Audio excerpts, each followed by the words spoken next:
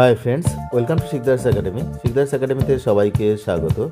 এই ভিডিওতে আমরা এসএসসির যে মামলা সংক্রান্ত লাস্ট আপডেট সেটা আমরা জেনে নেব। কারণ এই মুহূর্তে আপনারা জানেন যে ডিসেম্বরের মাঝামাঝি প্রায়, আর কয়েকদিনের মধ্যেই এই এসএসসির যে নিয়োগ প্রক্রিয়া, চলতি নিয়োগ প্রক্রিয়া নবম, দশম এবং একাদশ, দ্বাদশ সেটা শেষ করতে হবে, অর্থাৎ 31শে ডিসেম্বরের মধ্যে সুপ্রিম কোর্টের নির্দেশ অনুসারে। এই মুহূর্তে এই এসএসসির 2016 প্যানেল নিয়ে একাধিক মামলা চলছে, হাইকোর্টেও একাধিক মামলা চলছে। কিন্তু এখন সবচেয়ে স্বস্তির বিষয় সেটা এসএসসির কাছে যে এই বছরে অর্থাৎ 31শে ডিসেম্বরের আগে আর কোনো মামলার ফয়সালা হচ্ছে না।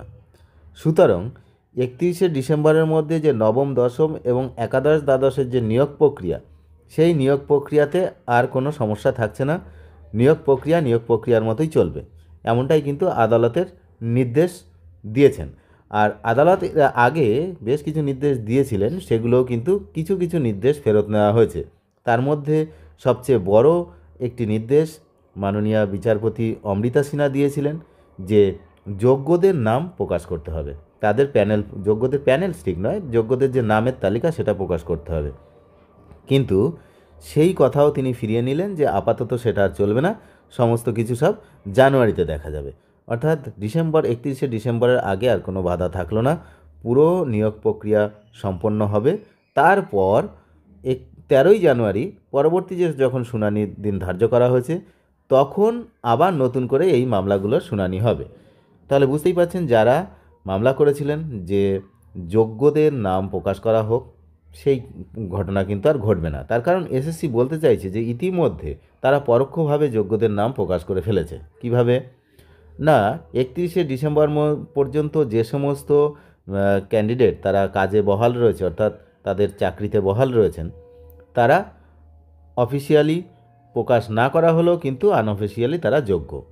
এখন অযোগ্যদের তালিকা সেটা কিন্তু প্রকাশ করেছে এসএসসি। এবার যোগ্যদের তালিকা প্রকাশ করতে পারবে না। তার কারণটা কি? কারণ যোগ্যরা যাদের যে চাকরি বহাল রেখেছে 31 তারিখ পর্যন্ত, এদের মধ্যেও কেউ যদি পরে অযোগ্য বেরিয়ে যায়, তখন তো আবার মামলা হবে।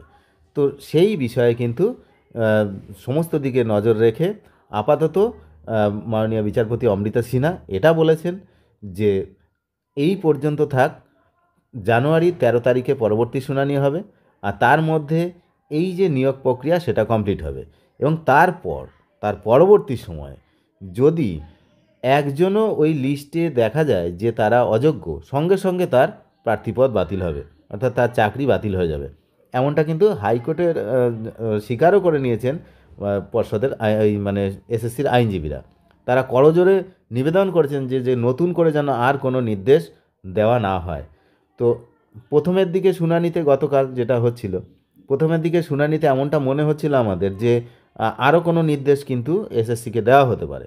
পরবর্তীকালে যখন সেকেন্ড হাফে শুনানি শুরু হলো, তখন আমরা দেখলাম যে মাননীয় বিচারপতি পরবর্তীতে আর এসএসসিকে নতুন নির্দেশ তো দিলেন না, পুরনো যে নির্দেশ ছিল সেই নির্দেশটাও আপাতত প্রত্যাহার করলেন। অর্থাৎ এই মুহূর্তে আর যোগ্যদের যে তালিকা সেটা প্রকাশ করতে হবে না এসএসসিকে। তাহলে এসএসসির কাছে এই মুহূর্তে বড় স্বস্তি। আর যারা নবম, দশম এবং একাদশ, দ্বাদশ সিলেকশন প্রসেসে রয়েছেন, তাদের জন্য বড় স্বস্তি, কারণ 31 তারিখ পর্যন্ত আর কোনো হস্তক্ষেপ হবে না। আপনাদের যে নিয়োগ প্রক্রিয়া সেটা কিন্তু কন্টিনিউ চলবে। এবার তারপরে এই মামলার আবার পরবর্তী শুনানি হবে, তখন দেখা যাবে যে পরবর্তীতে কী হয়।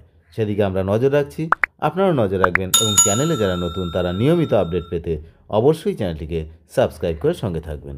ধন্যবাদ।